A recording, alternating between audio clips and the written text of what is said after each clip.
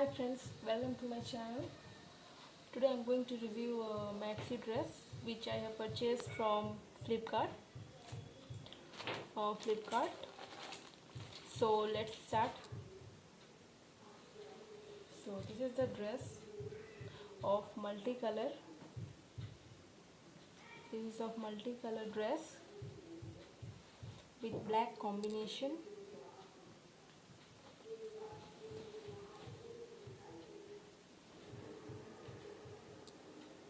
This is how look. This is of cold shoulder with here given elastic.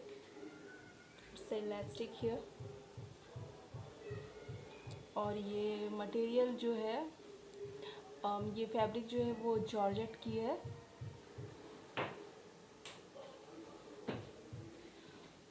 मैं इसकी description दे दूँगी, अगर आपको पसंद आई तो आप ले सकते हो।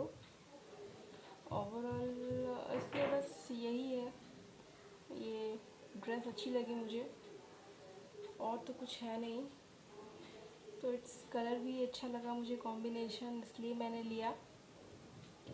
एंड अगर आपको अच्छी लगे तो आप भी परचेज़ कर सकते हैं। बस दैट्स ऑल, बस यही। And thank you friends.